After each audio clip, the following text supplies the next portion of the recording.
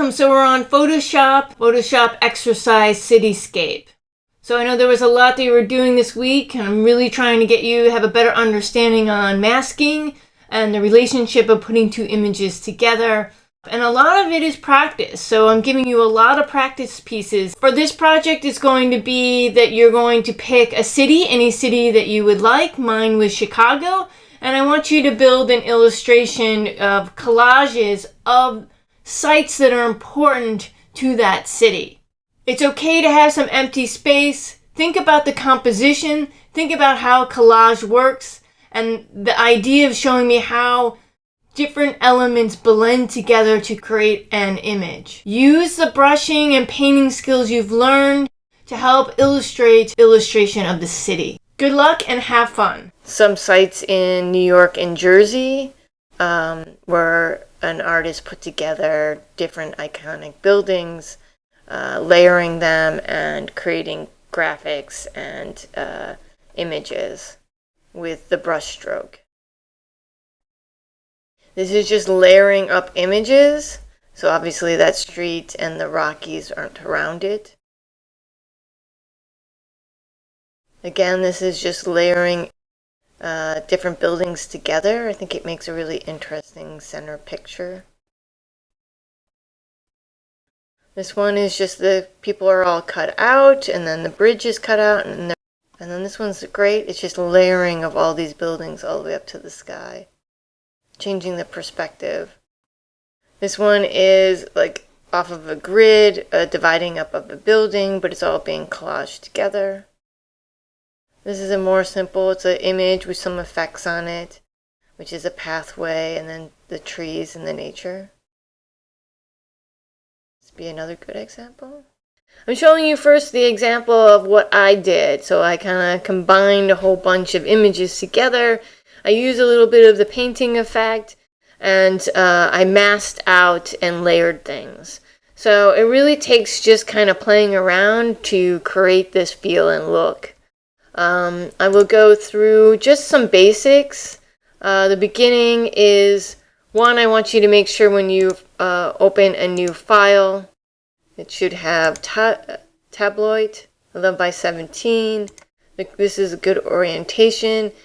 And then let's just do 150. You're going to be taking some images possibly off the web, so we can keep this a little bit smaller in scale and size so that all of your images aren't all pixelated. And then let's just do CMYK, and everything else looks good, and then hit create. I'm going to go online because this can be the quickest, maybe not the best, but the quickest. And I'm going to do again Chicago.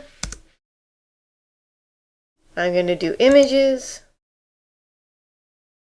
And then in my settings, if you're on Chrome, tools, sorry, not settings, I can go and check size. So make sure it's at the largest size you can get, so you can get really great images that will work on the size dimensions that you need. And then you just drag and drop. Collect all the images that you have in a folder.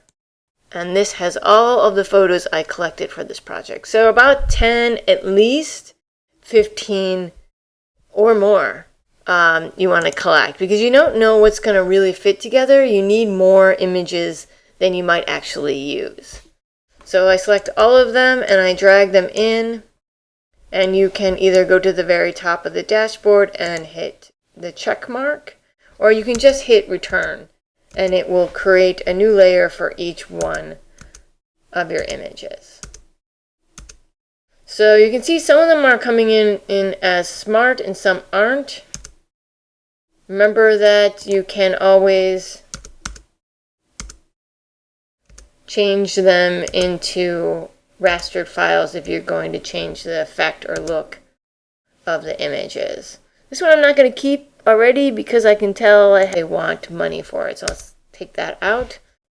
And then make sure that if you see that little box there, that means it's a smart image. If you want to make it just into a rastered, you can change it. This will allow you more freedom to just manipulate the image more. So if I want to change the image into a black and white, I'll be able to do that. So I think if you go to, oh, it won't show black and white.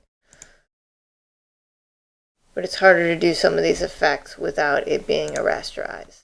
I want you to mask and outline this stuff. Mask the image out.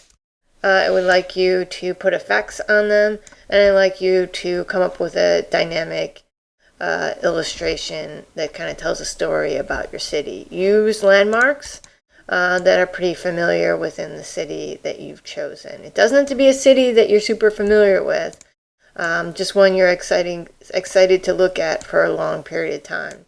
Also look at the scale of the images that come automatically in. If they're really, really small, I would just get rid of them because you're just going to have a hard time working with already really small files. I thought I had a version of a really small file. If you do find that you have a really small, here it is, then I would just get rid of it because once you scale it up, you're going to get that pixelation. And as you can see, here's one of the images I've used. I used this one. And then I didn't get rid of, but I just kind of put them to the side until I was for sure knew what I was going to use and what I wasn't going to use. And so now I have my originals I want to use and some undecided.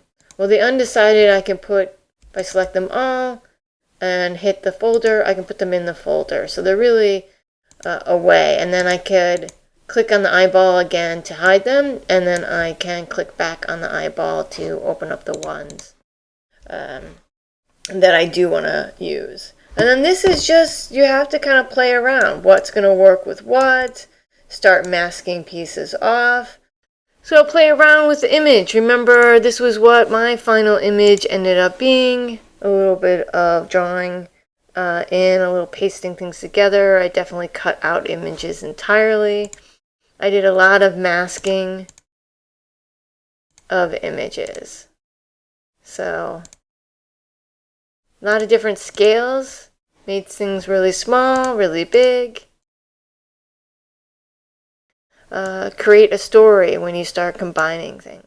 So spend some time on this project. I want you to also add type. I want you to put the name of the city on it. I'm going to have a couple sample videos. Think about each image, consider the space, make sure it stays in a poster-like format, vertical, move the viewer eye throughout the page, and think about how you can leave some open space. You're going to be showing me also the skills that you've learned. Definitely how to mask. How are you going to use some of the paint brushing skills? This could be a little grungy, you know? How do you get that effect? Remember that I still want it to look like it's a smooth blend to moving from one image to another. So look back at the examples and see if you're really hitting those marks that it looks like a fluid composition. A PDF so that you can send me that condensed file.